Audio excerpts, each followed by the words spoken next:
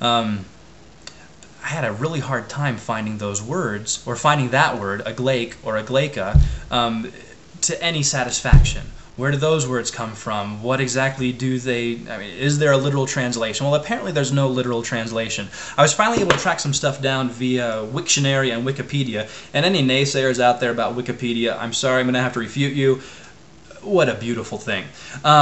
If we go to Wiktionary and look up aglaika or aglaik, there's different forms, there are two given definitions, both with poetic in parentheses before the definition. One who inspires awe, a wretch or a monster, and then the second, poetic, combatant or warrior. Those are pretty conflicting. I mean, they're sort of on the same side of the spectrum, but they don't really mesh. I mean, the combatant or the warrior is the one who's fighting against the monster. But if we look at the usage of the word, and in fact the study of this very word aglaika was used to sort of expound on the way definitions of words should be found out in the first place based on their usage, not necessarily the literal translation or things like that. And translation is always an Achilles heel for definitions of words, especially words that don't exist or exist in one language but don't exist in another language, like this word, aglaika, wretch, monster, combatant, warrior. And again, I'm pulling this part straight from Wikipedia. I found a little bit more explanation in the entry on Grendel's mother, and you're welcome to look at that, of course, on your own. I'm going to highlight a couple of issues. The word aglaik, based on one translator, is almost always a wretch, a monster of a woman, referring to Grendel's mother. Also a monster, demon, fiend. But the problem is that whoever the poet was, the Old English poet who wrote Beowulf, used the exact same word, or root, aglaika, aglaik, to refer to Beowulf himself, who's the warrior. So we've got Beowulf the warrior, aglaika, and we've got Beowulf's nemesis, Grendel's mother, and later this big old unnamed dragon, who are also all referred to as aglaik. So this particular scholar, Frederick Kleber, is faced with all kinds of contradictions in his translation, and he almost seems to sort of make things up as he goes along. I don't know if that's typical of scholars, but it seems about right. BS your way through everything and then make it sound like you really know what you're talking about. But there are several arguments against Kleber because of these contradictions, and because Beowulf is a obviously much studied piece of literature. Highly recommend you read it. It's boring, but it's interesting at the same time, if that kind of stuff interests you. I'm going to read a couple of quotations here. 5 disputed instances of aglaika, 3 of which are found in Beowulf. In the first, the referent can be either Beowulf or Grendel. If the poet and his audience felt the word to have 2 meanings, monster and hero, the ambiguity would be troublesome. But if by aglaika they understood a fighter, the ambiguity would be of little consequence, for battle was destined for both Beowulf and Grendel, and both were fierce fighters, as was, of course, Beowulf's mother and this dragon. Let me see if I can find exactly where I'm looking at here.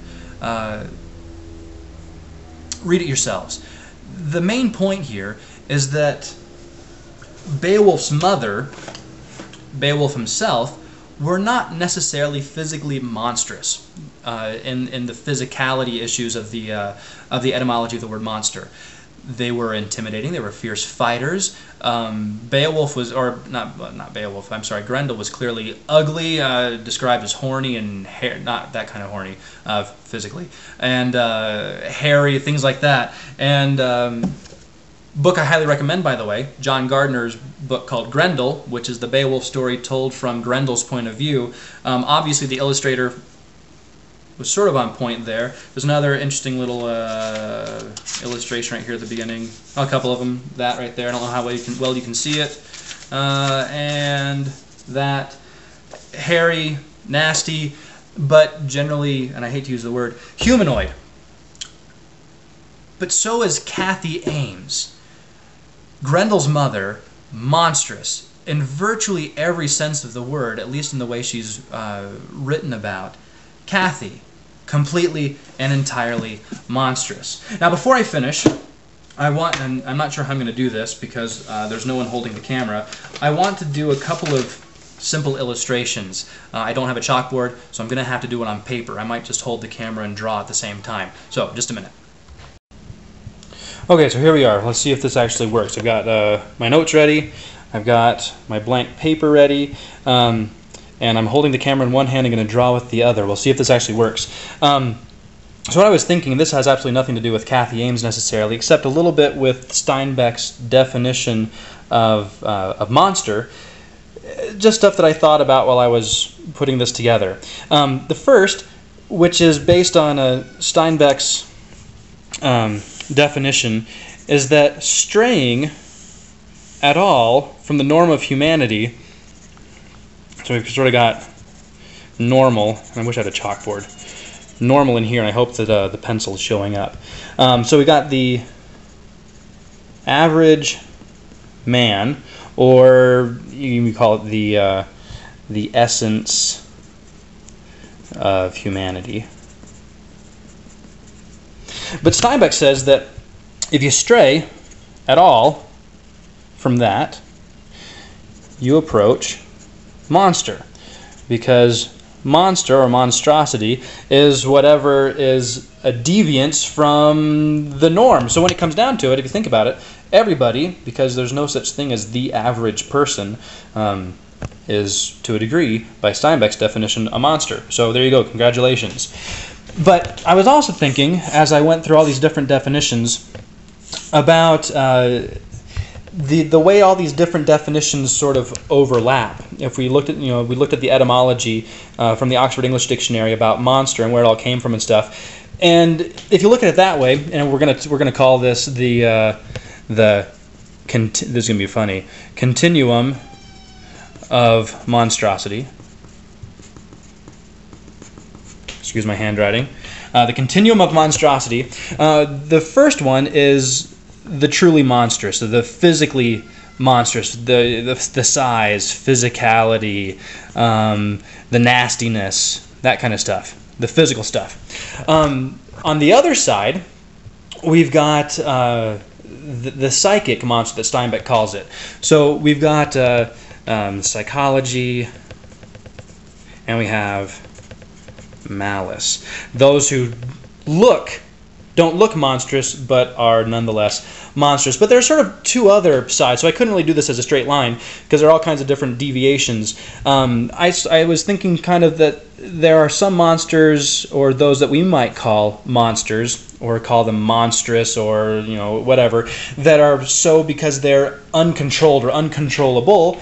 And on the other side, and it's kind of related, some that are just plain old destructive. Not necessarily monstrous physically, not necessarily monstrous psychologically, but just destructive. So some of the different things that I was thinking about along those lines, if we looked at Grendel, just sort of the basic stereotype, archetypal monster, he really just fits in the middle.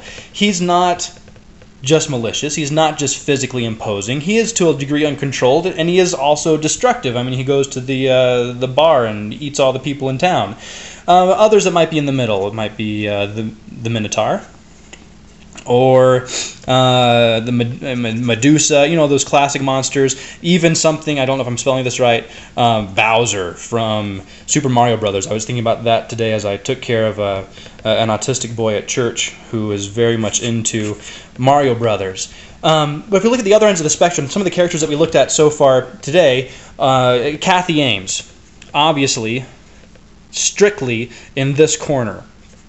Also Voldemort, President Snow from the Hunger Games, all right here in this corner. Not physically imposed. Well, really Voldemort is going to be a little bit more this direction because there is some physical issues that he's got.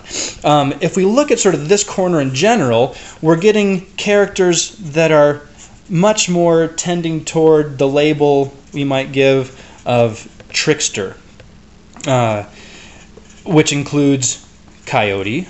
If you read the blog, I mentioned the character Coyote from Lord of the Rings. Gollum fits in this general area.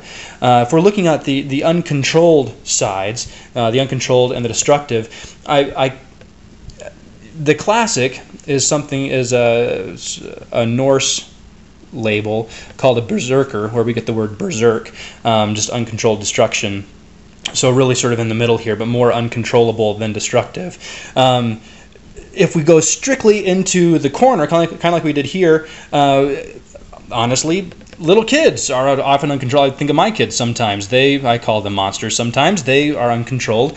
I thought of some of my former students. 8th graders fit into this qualification. On this end, we might go with more the natural world. Termites, poopy diapers, things like that. Up in the size where it's just physicality, things that are called monster because of their just plain old bigness, their monstrosity. And for some reason I couldn't come up with much that was alive or living that way. I thought of Google is a monster. Jupiter is a monster. When you're along those lines, I guess you could say that Shaquille O'Neal is a monster. Some things that are more toward the classic monster, but more because of their size. Leviathan or the Kraken might be in there. Something along the lines just over here might be the Wild Things from the new movie well, not so new anymore, where the Wild Things are. But that's sort of the continuum of monstrosity. And I think that pretty much any monster you can think of fits in there. Again, Cathy, the main point of what we're talking about, the why of all of this, is right here. She's a trickster, she's psychologically malicious, and she sort of draws other monsters into her and uses them to her advantage. And that is the end of podcast number 1, Monsters, for MrCentersWall.blogspot.com.